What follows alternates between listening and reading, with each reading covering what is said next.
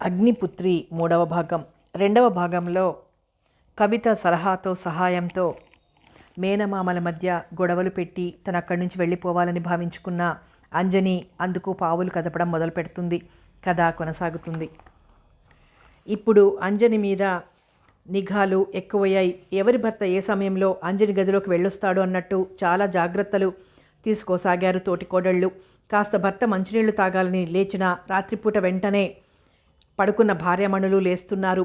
లేచి మళ్ళీ అతను పడుకునేదాకా కాపలా కాయడం సాగించారు. ఇది అంజనికి సుఖంగానే ఉన్న మగవాళ్లకి మహాబాధగా ఉంది. పగలంతా దుమ్మెత్తిపోయడం మానరు తోటికోడళ్ళు.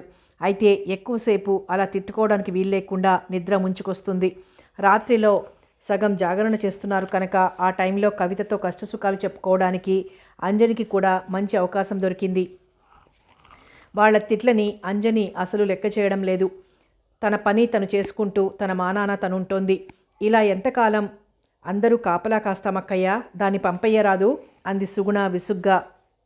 నిద్ర సరిపోవడం లేదు మరి ఈ జాగారాలతో. నేను అదే ఆలోచిస్తున్నాను అంది అరుంధతి. 10,000 కట్నం తెచ్చిన సుగుణ మాటలన్నా చాలా గౌరవం అరుంధతికి. అంచేత కళ్యాణి మీద కంటే సుగుణ మీదే అభిమానం ఎక్కువ కూడా. అందుకని సుగుణ మాటని అంత తేలిగ్గా కొట్టివేయలేక దీన్ని ఎక్కడన్నా శరణాలయంలో చేర్చండి అంది భర్తతో అరుంధతి. రోగి పాలే కోరాడు, వైద్యుడు పాలే చెప్పాడు అన్నట్టయింది సత్యం పని. ఇంతట్లో ఇంట్లో ఏం చెప్పి అంజలిని వేరు చేయాలా అని పగలు రాత్రిళ్ళు సతమతమవుతున్న అతనికి అరుంధతి దారి సుగమం చేసినట్లయింది. నేను అదే ఆలోచిస్తున్నాను. దీని మూలాన లేని కలతలన్నీ పుట్టుకొస్తున్నాయి. కొంప అల్లకల్లోలంగా తయారైంది. రేపు 1వ తారీఖుకి దీన్ని ఇంట్లోంచి బయటికి పంపే ఏర్పాట్లేదో చేస్తాను అంటూ భార్యకి అభయమిచ్చాడు. అసలు సంగతి ఆ రోజు అంజని చెప్పిన దగ్గర నుంచి గది కోసం వెతుకుతూనే ఉన్నాడు సత్యం. చివరికి మేడ మీద ఓ గది సంపాదించాడు. ఆ గది సపరేట్గా ఉండటంతో అతనికి బాగా నచ్చింది కూడా. అద్దె కూడా పాపం ఆ ఇంటి మామగారు 40కి ఇస్తానని ఒప్పుకుంది. నీళ్లు కింద నుంచి తెచ్చుకోవాలి కనుక. అయినా ఒక్కత్తికి ఎన్ని నీళ్లు పడతాయిలే అని సరిపెట్టుకున్నాడు సత్యం. అంజలిని విడిగా ఉంచి ఏర్పాటు చేస్తున్నాను, మీరిద్దరూ చెరో 20 ఖర్చులకివ్వండి అని చెప్పాలని నోటిదాకా వచ్చిన తమ్ముళ్ళు ఆరాలు లాగుతారేమోనని దడిసి గుక్కిళ్ళు మింగి ఊరుకున్నాడు సత్యం. ఈ మహమ్మారిని పంపించేస్తున్నాం అంటూ తన అభిమానుల్ని పోగు చేసి ప్రకటించారు అరుంధతి కళ్యాణిలు. ఎక్కడికి, ఎందుకు ఒక ఆవిడ అడిగింది. ఏం చెప్పమంటారు, దానికి ఒళ్ళు కొవ్వెక్కిపోయింది. దాంతో మా మగాళ్ళని పాడు చేయాలని చూస్తోంది కళ్యాణి సమాధానం. ఎన్నాళ్ళని సహించి ఊరుకుంటాం, మాకు మాత్రం బాధగా ఉండదు అరుంధతి ఎదురు ప్రశ్న. అది వయసు మహిమ తల్లి, అందుకే అన్నారు పెద్దలు వయసు వచ్చి రాగానే పెళ్లి చేసి పంపాలని ఒక ఆవిడ వ్యాఖ్యానించింది. పెళ్లి చేసి పంపాలంటే మాటలా, ఎక్కడి డబ్బు తిండికే సరిపోవడం లేదు అంది అరుంధతి దీనంగా ముఖం మార్చి. అలా అని ఎంతకాలం ఇంట్లో పెట్టుకుంటావు, ఎప్పటికైనా గుండెల మీద కుంపటినాయే. అప్పో సప్పో చేసి పెళ్లి చేసి పంపు అంటూ ఒకరిద్దరు సలహా ఇచ్చి తప్పుకున్నారు. కానీ ఈ సలహా రుచించలేదా తోటికోడళ్ళకి. ఆ రోజే అంజనీదేవి ప్రయాణం. అంజని వెళ్ళిపోతున్నందుకు మనసులో సంతోషించిన మా మగోళ్ల రోగాలు చప్పగా కుదిర్చేశామని సంబరపడ్డారు తోటికోడళ్ళు ముగ్గురు. అంజని మనసులోనూ ఆనందంగానే ఉంది. అయితే ఆ ఆనందానికి కారణభూతురాలైన కవితను మాత్రం మర్చిపోలేదు. అంజని వెళ్ళిపోతున్నావు, మొత్తానికి ఈ వెట్టి చాకరి నుంచి బయటపడుతున్నందుకు ఆనందంగానే ఉన్నా చాలా జాగ్రత్తగా మసలుకోవాలి. ఇదిగో నా అడ్రస్తో స్టాంప్ అంటించిన కవరు, ఇది దగ్గర పెట్టుకొని వెళ్ళాక అన్ని వివరాలతో ఇంటి వైనం రాయి, నేనొచ్చి చూస్తాను అంది కవిత రహస్యంగా. ఆ ఆప్యాయతకి కళ్ళు చెమ్మగిల్లాయి అంజలికి. దేవుడు వేరే ఎక్కడో లేడు, తన పాలిట దేవతామూర్తి కవితే. ఆమె లేకపోతే తని నాడిలా బంధాలు ఛేదించుకోవడానికి ప్రయత్నించేది కాదు. అసలు ప్రయత్నించాలని కూడా తట్టేది కాదు. మగవారి కోరికలు తీరుస్తూ, వారి భార్యలకి పరిచర్యలు చేస్తూ, వారి సంసారాన్ని సంతానాన్ని సాకుతూ అక్కడే వయస్సు చెల్లి ముసలిదై తనువు చాలించుకునేదే తప్ప తనకి ఓ భవిష్యత్తుందని, ఆ భవిష్యత్తును గురించి తీపి కలలు కనే కన్నులున్నాయని, సుఖపడాలని కాంక్షించే మనసుందని ఇప్పటికీ గుర్తుకొచ్చింది. తన తల్లి ఏం కోరుతూ తనని డబ్బుని మామయ్య పరం చేసిందో అది ఈషణ్ మాత్రం నెరవేరలేదు. తానొక వంట మనిషిగా, దాసీగా, చివరికి వారు కోరిన సుఖాన్నిచ్చే యంత్రంగా మారిపోయింది. వంట మనిషి డబ్బు పడేయందే వండదు, దాసీదానికి ఇచ్చే జీతం ఇస్తూ పైన ఇంకా అవి ఇవి పెడుతూ ఎంతో జాగ్రత్తగా చూస్తే తప్ప చచ్చినా చాకరీ చెయ్యదు. శరీరం నమ్ముకునే వేసే కూడా డబ్బు పెట్టందే అంగుళం ముందుకు రానియదు. తనే ఇవన్నీ నోరెత్తకుండా అదిలింపులు విదిలింపులు పడుతూ అనుభవిస్తోంది. అంజని తన కొత్త ఇంట్లోకి వెళ్ళిపోయింది. అన్నయ్య, అంజనిని ఎక్కడికి పంపించావు అడిగాడు శివం. ఏదో మహిళా మండలిలో చేర్చానులే అన్నాడు ముక్తసరిగా సత్యం. ఈవిడ గారిని భరించే మహిళా మండళ్ళు ఏమున్నాయి వ్యంగ్యంగా అడిగాడు సుందరం. ఉన్నాయో లేదో ఇప్పటికే మీ భార్యలకి తగిన అనుమానంగా ఉంది. ఇంకా దాన్ని గురించిన ఆరాలు లాగి కొంపని అశాంతి నిలయం చేయకండి అంటూ ధాటిగా జవాబిచ్చాడు సత్యం. పర్వాలేదులే అన్నయ్య, అంజని ఎక్కడున్నది ఎవరికీ చెప్పంలే అని బ్రతిమాలారు శివం సుందరం కూడా. వేరే గది తీసుకుని కొన్నాళ్లపాటు అందులో ఉండమన్నాను. ఆ తర్వాత అలజడి తగ్గాక తీసుకురావచ్చని. ఎంతైనా అది మన అక్క కూతురు, దానికి ఏదో ఏర్పాటు చేయకుండా ఎలా ఉంటాం అన్నాడు తెలివిగా సత్యం. అన్నగారి మాటని బాగా బలపరిచారు అన్నదమ్ములు. కానీ గది ఎక్కడో అని మాత్రం తెగ ఆరాటపడిపోయారు. అంజని చాప దిండులే కాక తన తల్లి ఇంటి నుంచి తెచ్చిన కొన్ని సామాన్లు సంచిలో సర్దుకుని ముందే ఉంచింది. అది తోడికోడళ్ళు గమనించలేదు. వెళ్లే రోజు నిర్భయంగా రిక్షాలో పెట్టుకుని వెళ్ళిపోయింది. తోటికోడళ్ళు బయటికి రాలేదు కానీ అది గమనించారో లేదో మాత్రం తెలియదు. చిన్న చేతి సంచితో బియ్యం తెచ్చాడు సత్యం. అలాగే 2 కూరలు, ఓ కిరసనాయిల్ స్టవ్వు, ఓ డబ్బా నిండా కిరసనాయిలు తెచ్చిపెట్టాడు. ఇలాగే ముఖ్యమైనవన్నీ సమకూర్చాను. ఈ పూట కాస్త అన్నం వండుకొని హాయిగా ఆదమర్చి నిద్రపోయింది అంజని.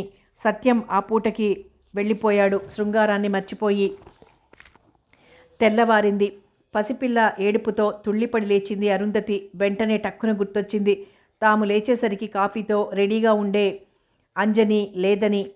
అంతేనా, పని మనిషి మాటే మర్చిపోయి 3 ఏళ్లైపోయినట్టుంది. ఇప్పుడు వాకిలి ఊడ్చి నీళ్లు చల్లి ముగ్గులు వేయాలి. తలపై పెద్ద బండరాయి పడినట్లయింది అరుంధతికి. కళ్యాణి, కాస్త లేచి పాచి చేద్దు అంది అరుంధతి కళ్యాణి గదిదాకా వెళ్ళి. ఈ పూటకి సుగుణం చేయమనక్క, రేపటికి పని మనిషిని మాట్లాడుకుందాం అంది మంచం మీద నుంచి లేవకుండానే కళ్యాణి.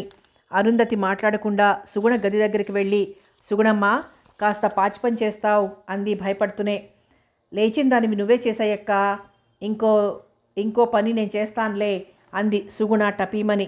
ఇంకా చేసేదేముంది, చీపురు పట్టుకొని అటో చీపురు ఇటో చీపురు వేయసాగింది. చీపురు మర్చిపోయిన ఇల్లాలు ఆ ఇంటి పెద్ద కోడలు అయిన అరుంధతమ్మ. పాచి పని పూర్తయిన ఒక్క తోటి కోడలు లేవకపోవడం చూసి రుసరుసలాడుతూనే అంట్లన్నీ బయటపడేసి పక్కింటి వారి పని మనిషిని బ్రతిమాలి తోమించుకుంది అరుంధతి. ఇంతలో చంటిదాని ఏడుపు తారాస్థాయికి రావడంతో, నా డ్యూటీ అయింది, మీ పని మీరు చూసుకోండి అంటున్నట్టు గదిలోకి వెళ్ళిపోయి పిల్లని పక్కలో వేసుకుని పడుకుంది. సావకాశంగా లేచారు కళ్యాణి సుగుణలు. వంటగదిలో అరుంధతి కనబడలేదు. పొయ్యి అంటించిన జాడ ఎక్కడా కనిపించలేదు. అంట్లు మాత్రం తోమున్నాయి. ఇదిగో సుగుణ, అక్కయ్య పని ఆపేసి వెళ్ళి పడుకున్నట్టుంది. కాఫీ నీళ్ళు పడేయి.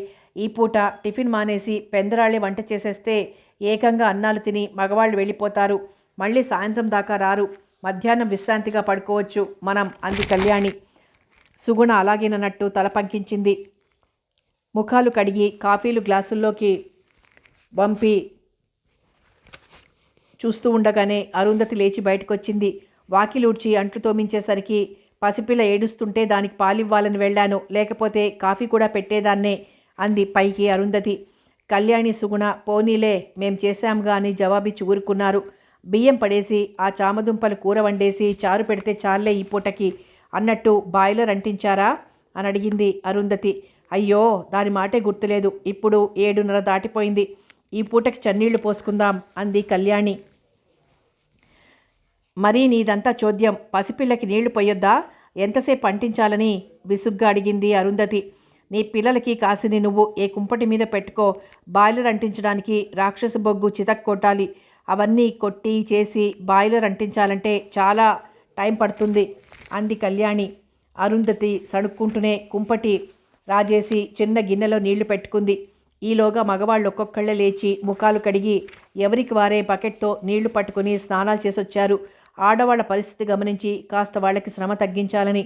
ఈలోగా చామదుంపల కూర సుగుణ వండింది. అన్నం చారు కళ్యాణి చేసింది. ఇదిగో అక్కయ్య, మీ పిల్లలతో పాటు మా 2 పిల్లలకి కూడా నీళ్లు పోసేద్దు అంటూ అరిచింది కళ్యాణి వంటగదిలోంచే. చంటి పిల్లని కాళ్ల మీద వేసుకొని నీళ్లు పోస్తున్న అరుంధతి రండర్రా అని ఊరుకుంది. వాళ్ళు రానూ లేదు, అరుంధతి పొయ్యనూ లేదు. అది పట్టించుకోలేదు కళ్యాణి. ఇవన్నీ ఒక కంట గమనిస్తూనే ఉంది కవిత. మీ రోగం చప్పగా కుదిరిపోయిందిలే అనుకుని నవ్వుకుంది మనసులో. అలవాటు ప్రకారం చీకటినే మెలకువ వచ్చినా అంజనికి ఏమీ పని కనబడక మళ్ళీ హాయిగా పడుకొని 7ంటికి లేచింది. లేచి స్నానాధికాలు ముగించుకొని కాసిని బియ్యం ఉడికేసుకొని కవితకు ఉత్తరం రాస్తూ కూర్చుంది. ఆ వీధి పేరు, అడ్రస్సు అన్నీ వివరంగా ఇంటి మామగారిని అడిగి తెలుసుకుని అన్నీ జాగ్రత్తగా రాసింది. అక్కడే కాస్త దూరంలో ఉన్న పోస్ట్ బాక్స్లో పడేసొచ్చి తేలిగా ఊపిరి పీల్చుకుంది. రేపో మాపో ఉత్తరం అందగానే కవిత వస్తుంది, వచ్చి నన్ను చూస్తుందనుకుంటూ మనసారా ఆనందించింది. తను బయటికి రావడం జరిగింది. ఇంకా కవిత వచ్చిందంటే ఏం చేయాలో చెప్తుంది, దాని ప్రకారమే చెయ్యాలి. ఆమె ఏం చెప్పినా తనకి శిరోధార్యమే అనుకుంటూ కవితను గురించిన తీయని ఊహల్లో మునిగిపోయింది అంజని. ఇప్పుడు భవిష్యత్తును గురించిన ఆశ, మంచి రోజులు వస్తాయి రావాలి అన్న తపన, చదువుకుని అభివృద్ధిలోకి రావాలి అన్న కాంక్ష అన్నీ పుట్టుకొచ్చాయి అంజనిలో. తన పుస్తకాలన్నీ దులిపి బయటకు తీసి ఒకసారి అన్నీ చూస్తూ కూర్చుంది. ఇంగ్లీషు, లెక్కలు ముందు పెట్టుకొని ఇంగ్లీష్ చూచిరాత, లెక్కలు చూస్తూ చేయడానికి ప్రయత్నిస్తుండగానే మధ్యాహ్నం అయిపోయింది. కాస్త భోజనం పూర్తి చేసి మళ్ళీ ఆ పుస్తకాల్లోనే తలదూర్చింది. సాయంత్రం 7 గంటలకు వచ్చాడు సత్యం.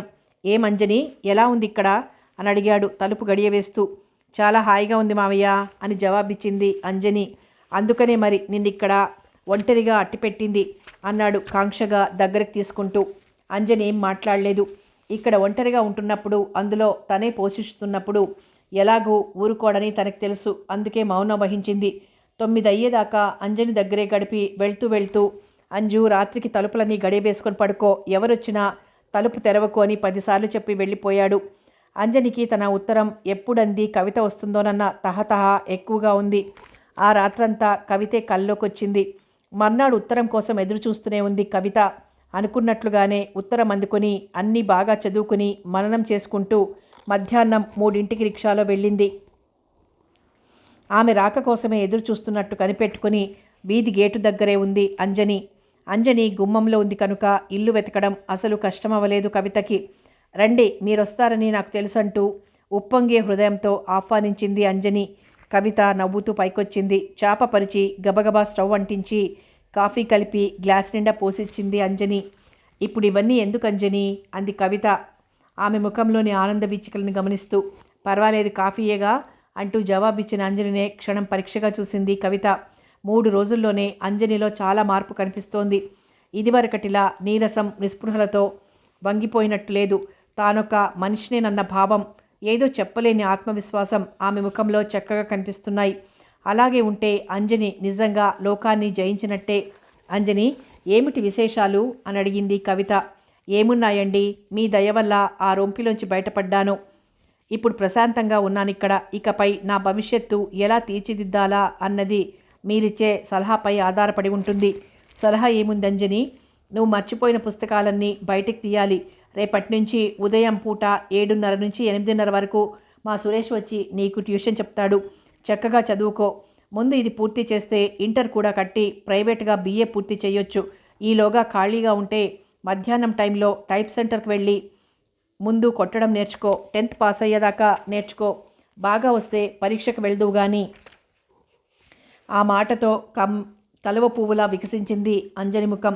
మీకు నా కృతజ్ఞతలు ఎలా చెప్పుకోవాలో తెలియడం లేదు కవిత గారు. మీరు రచయిత్రి కనుక అందమైన మాటలతో హృదయానికి హత్తుకునేలా చెప్పగలరు. మరి నేను అల్పురాల్ని, విద్యాగంధం అంతంత మాత్రంగా గలదాన్ని. ఈ పాటి మాట్లాడగలిగాను అంటే అడపాదడపా మీ రచనలు చదివి నేర్చుకున్న ముక్కలు తప్ప నాకు తెలివెక్కడిది. అడుగడుగున పాతాళానికి అణగదొక్కబోయే తరుణంలో తటాలున వచ్చి చేయందించి పడిపోకుండా కాపాడిన దేవతలు మీరు. మీ రుణం 10 జన్మలెత్తినా తీర్చుకోలేను. ఇందులో నేను చేసింది తక్కువే అంజని. నువ్వు నీ ప్రతిభ చూపించి బయటపడ్డావు. నేను కేవలం మరుగున పడిన నీ తెలివిని పైకి తీసిన దాన్ని మాత్రమే. ఏమైనా నువ్వు బాగా అభివృద్ధిలోకి వస్తే నేను చాలా సంతోషిస్తాను. అలాగే మరో విషయం, మా సురేష్ వచ్చి నీకు ట్యూషన్ చెప్తున్నట్లు ఎవ్వరికీ తెలియనీకు అంటూ లేచింది కవిత.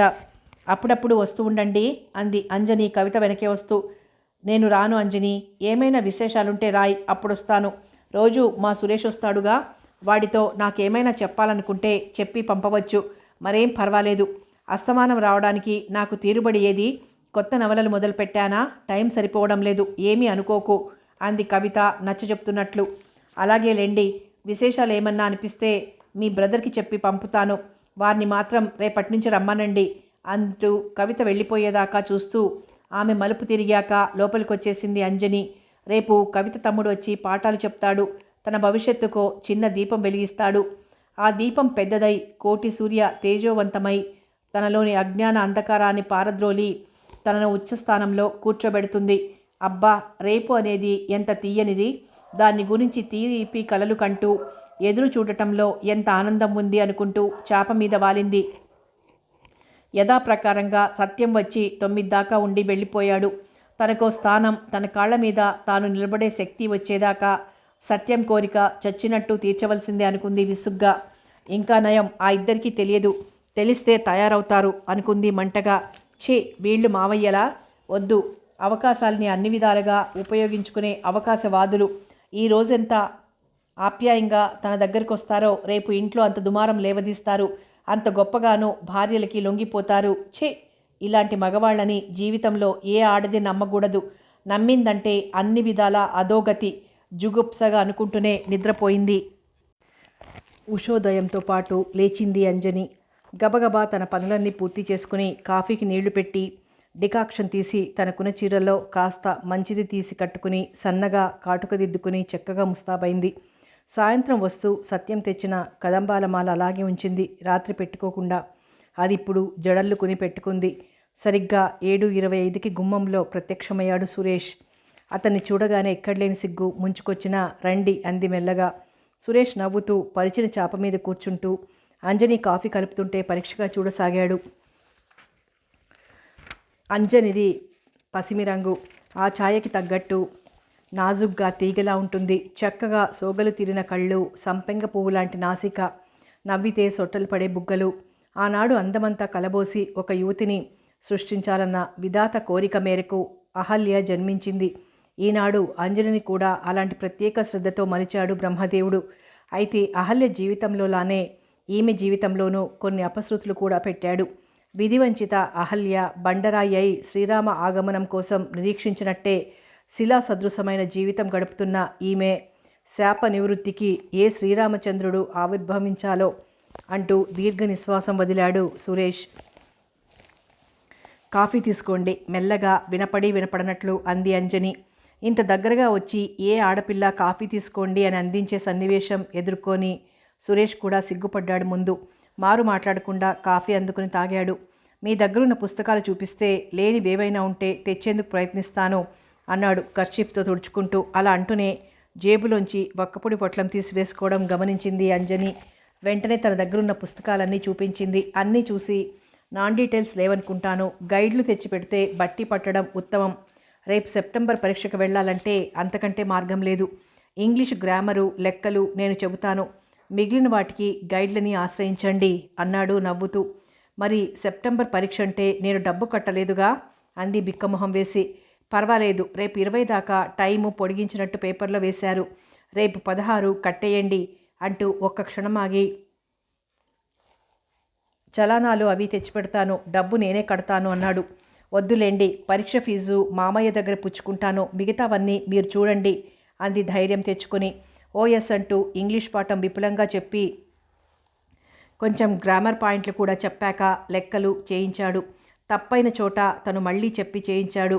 అబ్బా, ఈ ఆల్జీబ్రా లెక్కలు అసలు బొత్తిగా అర్థం కావడం లేదు విసుగ్గా అంది అంజని. తప్పు, అంత మాట అనకండి, లీలావతీదేవి గారు వింటే బాధపడిపోతారు అన్నాడు కొంటెగా సురేష్. లీలావత? ఆవిడెవరు? విస్మయంగా అడిగింది అంజని.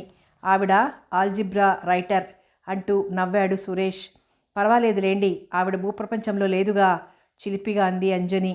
అందుకే మరి లేని వాళ్ళని గురించి చెడ్డగా చెప్పుకోరాదు, తిట్టుకోరాదు అనుకునేది. మీకు బ్రెయిన్ డెవలప్మెంట్ కావాలంటే బీజగణితం చేసి తీరాలి. సురేష్ చిలిపి మాటలకి పక్కున నవ్వింది అంజని. అంటే బీజగణితం చేయకపోతే నా బ్రెయిన్ డెవలప్ అవదంటారు అంది నవ్వి. అనేగా అర్థం అంటూ తెలియని లెక్క తాను చేసి చూపించి, మరి ఇంత విసుక్కునేవారు కాంపోజిట్ ఎందుకు తీసుకున్నారు నవ్వుతూ అడిగాడు సురేష్. ఏదో అప్పట్లో మీలాగా పెద్ద ఇంజనీర్ని అయిపోవాలని కోరిక పుట్టి టపీమని అన్న అంజలిని పరకాయించి చూశాడు సురేష్. ఈ పిల్ల తమ ఇంటి పక్కన వంచిన తలెత్తకుండా బండెడు చాకిరీ చేస్తూ అందరి చేత దూషణ తిరస్కారాలను ఎదుర్కొనే పిల్లేనా? 4 రోజులు స్వతంత్ర జీవనానికే ఇంత మాటలు నేర్చిన చిలకైందా? నిజంగానే స్వేచ్ఛావాయువులు ఎంత బలమైనవి అనుకుంటూ లోలోనే విస్తుపోయాడు. ఇప్పుడు మాత్రం ఆ కోరికను ఎందుకు చంపుకోవాలి అంటూ మందహాసం చేశాడు వాచి చూసుకుంటూ.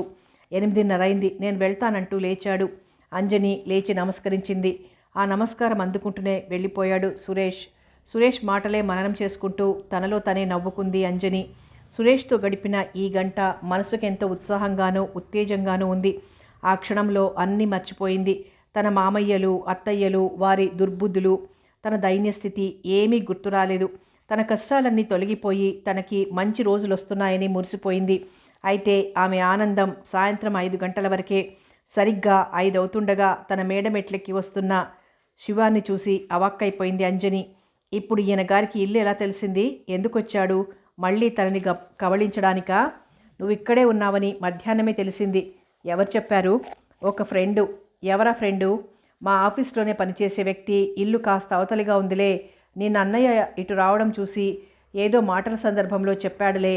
అంచేత నువ్వు ఇక్కడున్నావని ఊహించి ఇల్లు వెతుక్కుంటూ వచ్చాను అంటూ ఘన విజయం సాధించిన వాడిలా చెప్తుంటే అంజని మనసులోనే మండిపోయింది. అంజని, ఇప్పుడు నువ్వు ఒంటరిగా ఉన్నాక నాకు మరింత వీలుగా ఉంది అంటూ ఆమెని దగ్గరకు లాక్కున్నాడు. వదులు మావయ్య, అక్కడంటే ఏదో భ్రమపడ్డావు. ఇంకా ఇక్కడికి కూడా వచ్చి ఎందుకులే అంది అయిష్టంగా. పిచ్చిదానా, ఎక్కడ ఉన్నా నువ్వు నా మనసు నీ చుట్టూ తిరుగుతూనే ఉంటుంది. అంజు, నా ప్రేమ అటువంటిది, అభ్యంతరం చెప్పకు అంటూ తలుపు గడియ వేసి చాప మీదికి లాక్కుపోతే ఎంత పెనుగులాడినా ఫలితం లేకపోయింది. తన కోరిక తీర్చుకుని వెళ్ళిపోయాడు శివం. 8ంటికి సత్యం వచ్చి పోషిస్తున్న అధికారం చూపించి వెళ్ళిపోయాడు. ఛే, ఇంకా ఈ వలయం ఇంతే అని బాధగా ఆక్రోశించింది అంజని హృదయం. తెల్లవారేసరికి సురేష్ వస్తాడని గ్రహించి దుఃఖాన్ని మింగుకుంది. చక్కగా అలంకరించుకొని కాఫీ డికాషన్ తీసి అతని కోసం ఎదురు చూస్తోంది. సరిగ్గా 7:25కి నిన్నట్లానే వచ్చాడు సురేష్. కాఫీ ముందు పెట్టిన అంజనిని చూసి, నేనొచ్చింది పాఠం చెప్పడానికంటూ మందహాసం చేశాడు. ఆ పాఠం చెప్పడానికే ఓపిక కావాలని భయం తగ్గిపోయిన అంజని సమాధానం. నాకిప్పుడు ఓపికలో లోటేమీ లేదు, నిక్షేపంగా ఉన్నానంటూ పుస్తకం అందుకున్నాడు సురేష్. బాగుంది, అది తాగాకే మీరు పాఠం చెప్పాలి పెంకిగా అంది. అమ్మ బాబోయ్, శాసనమా? కాదు, అభ్యర్థన. ఆ జవాబు వింటూ విస్మయంగా చూశాడు సురేష్. అంజనిలో చాలా చాలా మార్పు వస్తోంది. తననుకున్నంత అమాయకురాలు కాదు. ఏదో కాలం కర్మం కలిసిరాక పాపం అలా అయిపోయింది. అన్నీ సరిగ్గా ఉంటే ఈ పిల్ల చాలా గడుసుదా కిందికే వచ్చేది అనుకున్నాడు మనసులో. ఇంతకీ నిన్నటి హోంవర్క్ లెక్కలు చేసావా? అబ్బా, ఇంజనీర్ని అనిపించుకుంటారు, ముందు వచ్చి రాగానే లెక్కలు తీశారు. అసలే నాకవంటే బోర్ లేదు, ఏమీ లేదు. లెక్కలు బాగా రాకపోతే బ్రెయిన్ డెవలప్ అవ్వదని నిన్ననే చెప్పాను ఖండితంగా అన్నాడు సురేష్. చెప్పారులేండి అంటూ పుస్తకం అందుకుని లెక్కలు చేయసాగింది. చేసిన 2 లెక్కలు ఆన్సర్లు వచ్చేయడంతో ఉత్సాహంగా ఆ అభ్యాసం మొత్తం చేసేసింది అంజని. ఆమెనే దీక్షగా గమనిస్తున్న సురేష్ తనలో తనే నవ్వుకున్నాడు. నీ బోరు కొట్టే లెక్కలతోనే గంట టైము గడిచిపోయిందంటూ చిలిపిగా నవ్వాడు. ఇలా ఆన్సర్లు వస్తుంటే బోర్ అనిపించదండి, పైగా చాలా ఇంట్రెస్ట్గా ఉంటుంది అంటూ నవ్వింది అంజని. జేబులోంచి అప్లికేషన్ ఫామ్ తీశాడు సురేష్. అది గబగబా పూర్తి చేసి ఫోటోలు తీయించుకోవాలి పాస్పోర్ట్ సైజులో అంటూ డబ్బు తీసి ఇచ్చి, ఫోటో స్టూడియోకి ఒక్కతివే వెళ్ళి రాగలవా అని అడిగాడు. అంజని క్షణం ఆలోచించి, మీరు గుర్తులన్నీ వివరంగా చెప్పండి అంది. సురేష్ అన్నీ చెప్పి వెళ్ళిపోయాడు. అంజని పుస్తకాలు దాచిపెట్టి బియ్యం కడిగిపెట్టి కిందికి వెళ్ళి నీళ్లు తెచ్చుకొని వాకిట్లోకి కూరలొస్తే కొరుక్కుంటూ ఉండగా ఆ సందు చివర తచ్చాడుతున్న సుందరం అంజనిని గుర్తుపట్టి గబగబా వచ్చాడు. అతన్ని చూసేసరికే పై ప్రాణాలు పైనే పోయినట్లయింది అంజనికి. ఏమంజని, ఇక్కడుంటున్నావా అంటూ పైకొచ్చేశాడు సుందరం. చాకిరీ తగ్గి విశ్రాంతితో పాటు ఉత్సాహం కూడా పెరిగిన అంజని మరింత ఆకర్షణీయంగా ఉంది. చీకు చింత లేక వండుకు తింటోంది కనుక మనిషిలో నీరసం అనేదే లేక అతని కంటికి రంభలా కనిపించింది. నువ్వు ఇంట్లోంచి వెళ్ళిపోయిన దగ్గర నుంచి కంటి మీద కునుకులేదే అంజు అన్నాడు సుందరం మత్తుగా ఆమె కళ్ళల్లోకి చూస్తూ. ఏమి, ఎందుకట? నీ మీద బెంగతో. నా మీద బెంగదేనికి? అన్నీ మరిపించే నీ భార్య ఉందిగా. ఉందిలే, దానికెప్పుడూ కోపమే విసుగ్గా అన్నాడు. నేను వెనకే చెప్పానుగా, కోపతాపాలన్నీ నీ భార్య వచ్చాక రుచి చూపిస్తుందని అంటూ వెటకారంగా నవ్వింది అంజని. దాని కోపం కాదు గాని ముందు నా ప్రాణం పోతోందంటూ అటు ఇటు చూసి, అంజు, మనం రాత్రిళ్ళు ఎంత ఆనందంగా గడిపామో, ఎంత సుఖం అనుభవించామో అన్నీ మర్చిపోయావా అని అడిగాడు కౌగిలిలోకి బలంగా లాక్కుంటూ. అవన్నీ వెనకటి రోజులు, గతమంతా వెతుక్కున్నందువల్ల ఉపయోగం లేదు, నాకు ఈ బాధ తప్ప నిక్కచ్చిగా జవాబిచ్చింది అంజని. నువ్వు అనవసరంగా బాధపడొద్దు. నేను నిన్ను కూడా సుఖపెడతానని ఎన్నో విధాలు చెప్పాను. నువ్వు వినలేదు నిష్ఠూరంగా అన్నాడు సుందరం. నా బాధల సంగతి నీకినాడు ఆలోచనలోకి రాదులే. నువ్వంత త్యాగం చెయ్యొద్దని ఆనాడే చెప్పాను. త్యాగం అంటే ఏమిటే వెర్రిముఖమా అంటూ అంజని తప్పించుకుంటున్న కొద్దీ మరింత బలంగా చుట్టుకున్నాయి అతని చేతులు. ఇంకా దుర్బలత్వం పైన అతని బలం ఆధిక్యత చూపింది. నలుగురు చూస్తారో, గట్టిగా అరిస్తే వింటారో అన్న భయంతో అంజని మౌనంగా ఉండిపోయింది. అంజు, రోజు మధ్యాహ్నం ఇంటర్వల్ టైంలో వస్తాను. సుందరం లేచి ప్యాంటేసుకుంటూ అంటుంటే ఒళ్ళు మండిపోయింది అంజనికి. పెద్ద మామయ్య చూస్తే అనుమానాలు వస్తాయి. కోపం అణుచుకుంటూ జవాబిచ్చింది అంజని. అన్నయ్య ఎన్నింటికి వస్తాడు? ఎన్నింటికంటే ఏం చెప్పాను? పెట్టి పోషిస్తున్నది ఆయన. ఏదో టైంలో వచ్చి నా బాగోగులు తోచకపోతే, కనుక్కోకపోతే నా అవసరాలు ఎలా గడుస్తాయి? నిజమేననుకో, నేను నిన్ను ప్రేమిస్తున్న వాడిని కదా, మరి నన్ను రానియవా? రానియడం రానియకపోవడం ఏముంది? ప్రేమ ప్రేమ అంటావు, ఇంత సంపాదించుకుంటున్నావు. ఒక్కనాడు ఒక్క చీరన్న కొనిపెట్టావా? కవ్వింపుగా అంది అంజని. చీరే గదా, మధ్యాహ్నం ఓ 60 రూపాయలు తెచ్చిస్తాను, నీకు కావలసిన చీర కొనుక్కో అన్నాడు హుషారుగా సుందరం. నా పరీక్ష ఫీజు సమస్య సుందరమే పరిష్కరించాడు. ఇల్లు తెలిసింది ఎలాగో తన్ని వదలడు. ఈ విధంగా పరీక్ష ఫీజులు, టైపు నేర్చుకోవడానికి నెల జీతం శివం సుందరాల నుంచి వసూలు చేయాలి. ఎందుకు ఊరుకోవాలి? పెద్ద మామయ్య పోషిస్తే చాలే అని అప్పటికప్పుడే నిర్ణయించేసింది అంజని. అలాగే, నువ్వు 60 తీసుకురా. పెద్ద మామయ్య ఎట్టి పరిస్థితుల్లోనూ మధ్యాహ్నం రాకుండా జాగ్రత్తగా చూస్తాను అంది భరోసా ఇస్తూ. ఆ మాటతో గాల్లో తేలిపోయాడు సుందరం. అంజని 2 బుగ్గల మీద ముద్దుల వర్షం కురిపించి వెళ్ళిపోయాడు. రోజు మధ్యాహ్నం ఈయనగారు తద్దినం తప్పదింకా అనుకుంది విసుగ్గా. అన్న మాట ప్రకారం 60 రూపాయలు తీసుకుని అంజనికిచ్చి మరోసారి ఆమెను పొంది చల్లగా తప్పుకున్నాడు సుందరం. ఈలోగా అంజని సురేష్ మాటల ప్రకారం వెళ్ళి ఫోటోలు తీయించుకుని వచ్చింది. సాయంత్రం మళ్ళీ శివం తయారు. మళ్ళీ వచ్చావే మామయ్య, అత్తయ్యకి ఎవరైనా చెప్పారంటే నీకింట్లో తిండి తిప్పలుండవు అంది హేళనగా అంజని. దాని ముఖం అదో మూర్ఖురాలు, ఆ మూర్ఖత్వం భరించలేక చేస్తున్నాను, ఏదీ వినిపించుకోదు అంటూ మరో మాట మాట్లాడనీయలేదు శివం. మామయ్య, నాకు 25 రూపాయలు కావాలి. కాలక్షేపంగా టైప్ నేర్చుకుందామనుకుంటున్నాను. పెద్ద మామయ్యకి చెప్పదలుచుకోలేదు. నీకు నా మీద ప్రేమ కదా అని చెప్తున్నాను అంది తీయగా. ఆ మాటతో ఉబ్బిపోయిన శివం, అలాగే నేర్చుకో అంజు, నేను రేపు సాయంత్రం వస్తూ తెచ్చిస్తాలే అన్నాడు. ఇంకా అతని కోరిక తీర్చడానికి అభ్యంతరం పెట్టలేదు అంజని. పెట్టినా ప్రయోజనం లేదు. వీళ్ల పోషణ క్రింద ఉన్నంతకాలం ఈ పీడ తప్పనిసరి అని నిర్ధారించుకుంది. ఆ మర్నాడు ఫోటోలు తీసుకొచ్చింది. అవన్నీ దగ్గరుండి ఎక్కడ అంటించాలో, ఎక్కడ డబ్బు కట్టాలో అంతా చూపించాడు సురేష్. శివం 25 తెచ్చివ్వగానే టైప్లో చేరింది. ఈ విషయాలన్నీ కవర్ మీద రాసి కవితకి తెలియవర్చింది అంజని. అంజని ఉత్తరం చదివి ఓ దీర్ఘ నిశ్వాసం వదిలింది కవిత. ఎలాగో వాళ్ళు మామూలుగా ఉండనీయరని అనుకుంటూనే ఉంది. పాప పంకిలంలో పద్మం లాంటి ఆమెకి BA డిగ్రీ వస్తే మరో ఊళ్ళోనన్నా ఉద్యోగం చేసుకుని వీళ్ళకి ఆచూకీ ఇవ్వకుండా బ్రతుకుతుంది అనుకుంది మనసులో. ఆ పని మనిషికి ఏం పోయే కాలం వచ్చిందో, ఈరోజు కూడా నాగా పెట్టింది అంటూ అరుస్తున్న అరుంధతి మాటలకి విసుగ్గా లేచారు కళ్యాణి, సుగుణలు. పెట్టేదానివి కాస్త మంచి మనిషిని చూసి పెట్టలేవు. నెలకి 10 రోజులు చేయడం, 20 రోజులు నాగా పెట్టడం, మళ్ళీ జీతం మాత్రం ఫుల్గా ఇచ్చేస్తావు. గయ్యి మంది కళ్యాణి. 2 రోజుల నుంచి పని మనిషి గైర్హాజర్. ఇది మరీ బాగుందమ్మోయ్. ఎవరైనా ముందు పెట్టుకునేటప్పుడు మంచిది, బాగా చేస్తుందనే అనుకుని పెట్టుకుంటారు. ఆ తర్వాత కదా తెలిసేది టపీమని జవాబిచ్చింది అరుంధతి. ఏమనుకోవడమో, ఏం పెట్టుకోవడమో అంటూ చిరచిరలాడింది సుగుణ. సరే, పొద్దున్నే ఇలా తగ్గు పెట్టుకుంటే లాభమేముంది? ఎవరో ఒకరు వాకిలి ఉడ్చి నీళ్లు చల్లండి. మొన్న నేను చేశాను, నిన్న కళ్యాణి అక్కయ్య చేసింది, ఈరోజు పాచి అంట్లు నీవే పెంకిగా జవాబిచ్చింది సుగుణ. బాగుంది, అన్నింటికీ వంతులు పెడితే ఎలాగా? నా కవతల చిన్నపిల్లలయ్యే. ఒక్కతిని అన్ని పనులు చేయాలనుకుంటే కుదురుతుందా? వంతులంటే వంతులే, కాకపోతే ఎలాగట పనయ్యేది? రోజూ మేమే దాసి పనులు చేయాలా అంది అందుకుంటూ కళ్యాణి. ఇంకా వాళ్ళిద్దరిలో ఎవరూ చీపురు ముట్టరని గ్రహించి సణుక్కుంటూ తనే చీపురు అందుకుంది అరుంధతి. అంజని వెళ్ళిపోయిన దగ్గర నుంచి ఇంట్లో ఈ పనిపాటల విషయంలో నిత్యం కలహాలు రేగుతూనే ఉన్నాయి. పెద్ద కోడల్ని నా మాట సాగాలి అంటుంది అరుంధతి. నేను ఈ ఇంటికి ముద్దుల 3వ కోడల్ని, నన్ను కూర్చోబెట్టి వాళ్ళు చాకరీ చేయాలి అంటుంది సుగుణ. నా కోసం అట్టి పెడతారు పనిని అంటూ విసుక్కుంటుంది కళ్యాణి.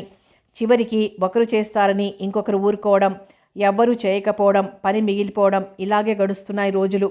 తిన్నగా ఏదో కాస్త తిని ఆ పని ఈ పని చేస్తూ నోరెత్తకుండా ఉండే అంజనికి పోయే కాలం వచ్చి ఇలాంటి దరిద్రపు బుద్ధులు తయారై చివరికి శరణాలయంలో చేరాల్సిన కర్మం పట్టించింది అనుకుంటూ అంజలిని తిట్టుకోసాగారు.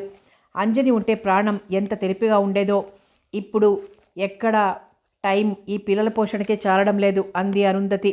నాకసలే వీపు నొప్పి, నడుము నొప్పితో చస్తుంటే కాసేపు విశ్రాంతిగా పడుకునేందుకు ఏమన్నానా అంటూ కళ్యాణి. నాకు పిల్లా జల్ల లేకపోయినా ఓ గంట ఎక్కువ పడుకునేందుకు వీల్లేదు, పని మనిషి రాలేదు అంటూ ఊరికే గది దగ్గరకు వచ్చి కాకిగోల అని సుగుణ ఇరుగు పొరుగుతో చెప్పుకుంటుంటే విన్న కవిత లోపలికి వెళ్ళి నవ్వుకుంది. ఏదో వంక పెట్టి అన్నీ మంచం దగ్గరికే తెప్పించుకుని అంజలిని ఏనాడన్నా మనిషిలా చూశారు, ఏపాటి సానుభూతన్నా చూపించారు, కడుపు నిండా తిండన్నా పెట్టారు, మీకన్నీ బాగా తెలిసి రావాలే అనుకుంది కసిగా. ఇదిగో పాచి చేశాను కానీ బాయిలర్ అంటించు అరుంధతి పురమాయింపు. సుగుణ తిట్టుకుంటూనే బాయిలర్ అంటించొచ్చింది. కళ్యాణి కాఫీలు కలపసాగింది వంటగదిలో. పిల్లలు పెద్దలు అంతా ఒక్కొక్కరే లేవసాగారు. తన పిల్లల్ని తీసుకుపోయి ముఖాలు కడిగించి వేడి నీళ్లు తొలుపుకుంటూ స్నానాలు చేయించడంలో పడింది అరుంధతి. సత్యం పిల్లలకి వేడి నీళ్ళలోకి చన్నీళ్లు కొట్టిపోశాడు. కాఫీల పని అయిపోయాక బియ్యం పడేసి స్నానానికి వెళ్దాం అనుకున్న కళ్యాణి బియ్యం కోసం చేసింది. ఎక్కడా ఏరిన బియ్యం కనిపించలేదు. సుగుణ, నిన్న బియ్యం ఏర్పెట్టలేదా విసుగ్గా అడిగింది కళ్యాణి. మర్చిపోయాను నిర్మోహమాటంగా జవాబిచ్చింది సుగుణ. రోజూ చేసే పని మర్చిపోవడం ఏమిటి కోపం దిగమింగుతూ అడిగింది కళ్యాణి. బాగుంది, మనిషి అన్నాక మరుపు రాకుండా ఉంటుందా, పోనీ ఇప్పుడు ఏరుకోవచ్చుగా అంది సుగుణ పెడసరంగానే. బియ్యం పోసిస్తాను ఏరు, నేను స్నానానికి వెళ్తున్నాను, అక్కడ నీళ్లు పెట్టుకుని వచ్చాను, అవి కాస్త చల్లారిపోతే పోసుకోలేను అంటూ బాత్రూంలోకి వెళ్ళిపోయింది సుగుణ. కళ్యాణి దుమదుమలాడుతూనే బియ్యం చాటలో పోసుకుని ఏరడం ప్రారంభించింది. అక్కయ్య, బియ్యం ఏరుతున్నాను కానీ నా పిల్లలకి కాస్త స్నానం చేయించు కళ్యాణి అరుంధతికి వినబడేలా అరిచింది. వాళ్ళు రారు తల్లి, పిలిచి చచ్చినా నీళ్లకి రారు అరుంధతి సమాధానం. అన్ని పనులకి నేనొక్కతినే కనిపిస్తున్నాను, ఏదో కాస్త చిన్న సహాయం చేయడానికన్నా ముందుకు రారు ఉగ్రురాలైంది కళ్యాణి. అంటే ఏమిటి దానర్థం, మేమిద్దరం ఊరికే నీ చేత పని చేస్తున్నామా గయ్యన లేచింది అరుంధతి. ఊరికే కూర్చున్నారు అని అన్నానా, గుమ్మడికాయల దొంగలా భుజాలు తడుముకోకు, 300 పని నేను చేస్తుంటే ఒక్క వంతు మీరు చేస్తున్నారు. ఇంతలో స్నానం ముగించుకుని రువ్వున వచ్చేసింది సుగుణ. 3 1 వంతు అని బాగానే చెప్పి వచ్చావులే, ఏనాడన్నా పుస్తకం మూసి మధ్యాహ్నం పూట వంటింట్లోకి వచ్చావా తీక్షణంగా అడిగింది సుగుణ. దాంతో తగాదా తారాస్థాయిని అందుకుంది. అసలు నీ వల్లే అంజని వెళ్ళిపోయింది, ఒకటే గోల మా ఆయన్ని వల్లో వేసుకుందో అని. అక్కడికి తన మొగుడేదో మన్మధుడైనట్టు అక్కసుగా అంది అరుంధతి. పోనీ నీ మొగుడునడుగా మా అందగాడు, ఆ కష్టం నాకొచ్చింది కనుక మీకింత లోకుగా ఉంది, అదే మీ ఆయన ఎవరినైనా కొంగున కట్టుకుంటే బాగా తెలిసేది కళ్యాణి బుడిబుడి దీర్ఘాలు ప్రారంభించింది చేట అక్కడ పడేసి. బియ్యం దాన్న బియ్యం కాకులు పోసుకుపోతున్నాయి. తోటికోడళ్ల యుద్ధం పూర్తయింది కాదు. ఈ గొడవలో మగవాళ్ళు ఎప్పుడు జారుకున్నారో ఆడవాళ్ళకి గుర్తు కూడా లేదు. మనం ఈ ఇంటిలో ఉండలేమండి, ఎక్కడన్నా ఇల్లు చూసుకుని విడిగా ఉందాం అంది సుగుణ సుందరంతో. ఓసి పిచ్చిమొహమా, ఈ ఇంటిలో మనకు కూడా వాటా ఉంది, అది వదులుకొని పోవడం దేనికి అనునయంగా అడిగాడు భార్యని. వీళ్ళకి చాకిరీ ఎవరు చేస్తారు, వాటా ఉందని అంతగా అయితే ఈ ఇల్లు అమ్మి పారేసి ఎవరికొచ్చే డబ్బు వాళ్ళు తీసుకోండి అంది సలహా ఇస్తూ.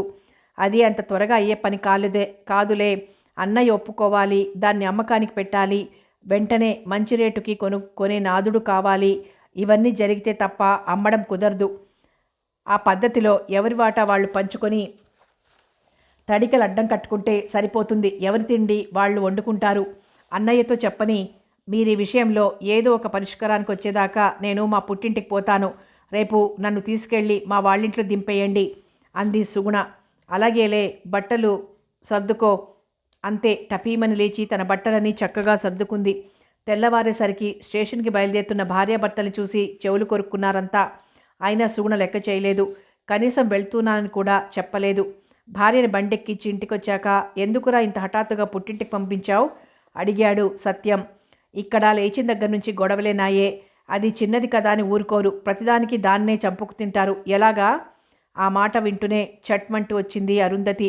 ఏం చంపుకు తింటున్నామయ్యా, అలా అని నీతో చెప్పుకుంది కావాల్సు, ఆడదన్నాక ఆ పాటి పని కూడా చేయకపోతే ఎలా కుదురుతుందట సుందరం ఏదో అనబోయేలోగా, అరు నువ్వు లోపలికి వెళ్ళు అంటూ తన గదిలోకి వెళ్ళిపోయాడు సత్యం. సంభాషణంతా ఆపుచేస్తూ అరుంధతి గదిలో ఉన్న కళ్యాణికి అందించింది వార్త. ఎప్పుడూ అబద్ధాలు చెప్పడం తప్ప నిజం జీవితంలో చెప్పదు సుగుణ. అసలు పనంతా చేసేసేది నువ్వు నేనును అంది కళ్యాణి కోపంగా. ఎటు పడితే అటు మాటలు మార్చేసే ఆ తోటి కోడళ్ళను చూసి తనలో తానే ముక్కున వేలుంచుకుంది కవిత. ఇలాంటి ఆడవాళ్ళు ఇంటికి ఒకళ్ళుంటే చాలు, నిప్పు లేకుండానే బగ్గుమంటుంది కొంప అనుకుంది. సుగుణ చేసే పని అరవని కూడా తమ నెత్తినే పడిందని, చేసే పని అరపని కూడా తమ నెత్తినే పడిందని మనసులోనే బాధపడ్డారు అరుంధతి కళ్యాణిలు. ఆ బాధ మధ్య అంజని రూపం కనిపించి ఛీ దరిద్రపు మొహంది, తిని కూర్చోలేక తిన్న ఇంటి వాసాలు లెక్కపెట్టినట్లు చేసిపోయింది. లేకపోతే హాయిగా ఒకరి కోసం ఒకరు చేసి పెట్టే పని కోసం ఆశపడాల్సిన కర్మ పట్టేది కాదు అని ఇద్దరికిద్దరే గుంజుకున్నారు మనసులో. కొన్ని కన్నపుటాలకి సోకగా, మరికొన్ని వారి ముఖాలు చూసి ఊహించుకున్న కవిత తన లేటెస్ట్ నవల పూర్తయింది కనుక ఒకసారి అంజలిని చూసొద్దామనుకుంటూ బయలుదేరింది ఆ రోజు. కవిత వస్తారని ముందుగానే సురేష్ చేత కబురు పంపింది కనుక టైపుకు వెళ్ళడం మానేసింది అంజని. ఉప్మా చేసి అట్టి పెట్టింది. సరిగ్గా 3 అవుతుండగా వచ్చింది కవిత. రండి, ఆనాడొచ్చారు, మళ్ళీ ఇన్నాళ్ళకి దర్శనమిచ్చారంటూ పొంగిపోతూ ఆహ్వానించింది అంజని. నేను రాకపోయినా నా విషయాలు నీకు తెలియజేయడానికి మా తమ్ముడు సురేష్ వారధిలా ఉన్నాడు కదా అంటూ గది పరకాయించి చూసింది. చాపపరిచిన స్థానాన్నే ఓ నవారు మంచం, పరుపు వెలిశాయి. ఇనప కుర్చీ గోడవార నుంచి తీసేసి కూర్చోపెట్టింది అంజని. గది పరీక్షించడం అయ్యాక అంజలిని పరీక్షించడం ప్రారంభించింది కవిత. ఇక్కడికొచ్చి 5-6 నెలలైనట్టుంది అంది ఉపోద్ఘాతంగా. 6 నెలలయ్యాయి. పరీక్షలు బాగా రాశావా? ఓ, మీ తమ్ముడి గారి దయ వల్ల బాగానే రాశాను. పాస్ అవుతానన్న ధీమా ఉంది గనకే ఇంటర్ పుస్తకాలు ప్రారంభించాను ఈ రోజు నుంచి ఉత్సాహంగా చెప్పింది అంజని. మునుపటిలా నిరాశ నిస్పృహలు లేవు అంజనిలో. భయం, పిరికితనం దివిటీ పెట్టి గాలించిన కనబడేవిప్పుడు. ఏదో చేసేయాలన్న తపన, చేయగలను అన్న ధీమా ఆమె ముఖానికో ప్రత్యేకతని ఆపాదిస్తూ తనకున్న దానికంటే మంచి మార్పే వచ్చింది అంజనిలో అనుకుని తృప్తిగా నిట్టూర్చింది కవిత. మీ సీరియల్ నేను చదువుతున్నానండి, చాలా బాగుంది. అందులో నా పాత్రే కరుణలాగా కనిపించింది, నిజమేనంటారా? ఉత్సాహంగా అడిగింది అంజని. కవిత మందహాసం చేసింది. ఆకు అల్లాడితే అదిరి పడుతున్నంత భయోద్వేగాలతో ఉండే అంజని తన సీరియల్ చదవడమే కాక దానిలోని పాత్రల్ని కూడా చర్చిస్తోంది. వెరీ గుడ్ అంజని, నేను అనుకున్న దానికంటే మంచి మార్పు సంపాదించుకున్నావు. కొంతవరకు నువ్వన్నట్టు కరుణ పాత్ర నీదే.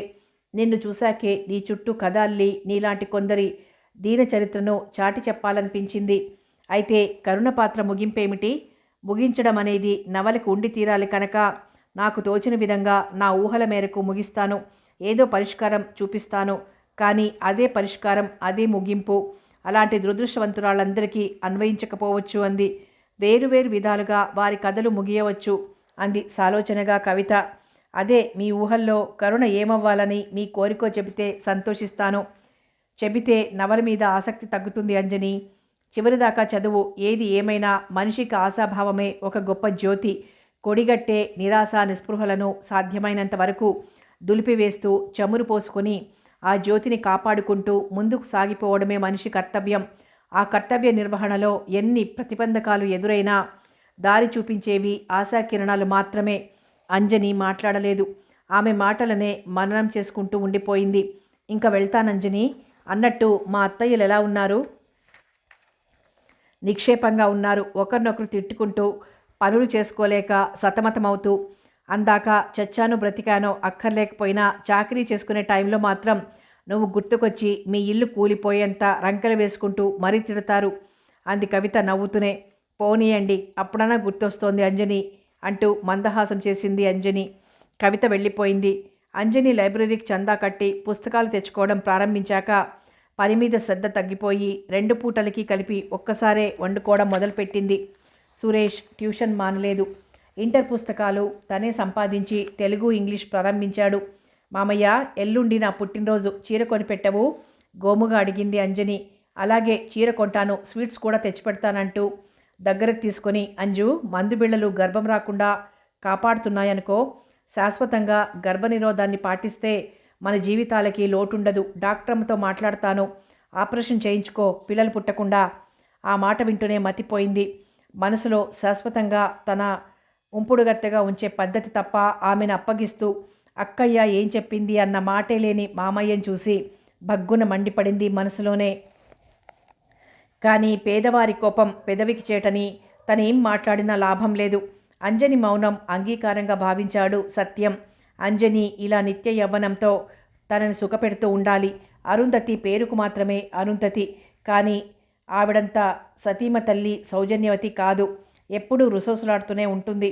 దగ్గరకొస్తే విసుగు, పుల్లవిరుపు మాట తప్ప ఒక్కరోజు సంతోషంగా ఉండదు. తనంటే ఆవగింజలో 66 వంతు కూడా గౌరవం లేదు. 1వ తారీఖు జీతం నాడు మాత్రం కళకళలాడుతూ కబుర్లు చెప్తూ దగ్గరకొస్తుంది. పర్సులో జీతం కాస్త పట్టుకుపోతుంది. అక్కడి నుంచి రోజు కాఫీకి ₹1 ఇయ్యి, టిఫిన్కి ₹1 ఇయ్యి అంటూ అడగాలి. అప్పుడు ఆవిడ గారు 100 చదువుతూ అడిగిన దాంట్లో సగం ఇస్తుంది. తమ్ముళ్ళు ఇంటి ఖర్చుల కింద తనకి చేతికిచ్చే డబ్బులో అంజని పోషణకి మినహాయిస్తున్నాడు. తన జీతంలో ఓ 30 తీస్తాడు. వాళ్ళిద్దరికీ జీతంలో చెరో 30 మినహాయిస్తుంటే అంజని ఖర్చులు సరిపోతున్నాయి. ఆ 30కే ఆరా అడుగుతూనే ఉంటుంది అరుంధతి.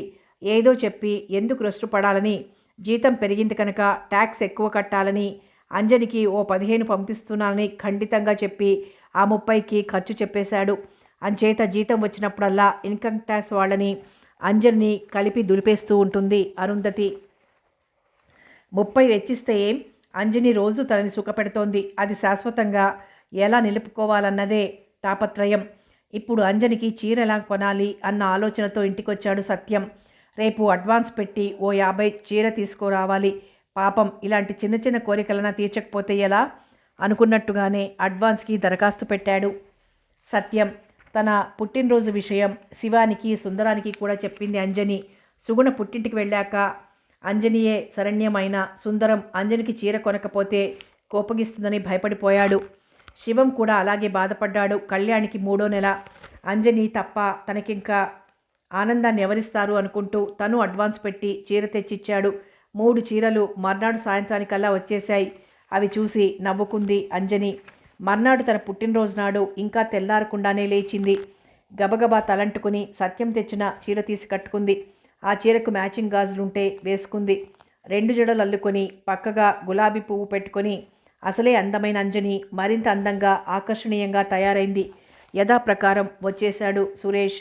కొత్త చీరలో సౌందర్య దేవతలా మెరిసిపోతున్న అంజనిని చూసేసరికి అతని మనసు చలించిపోయింది.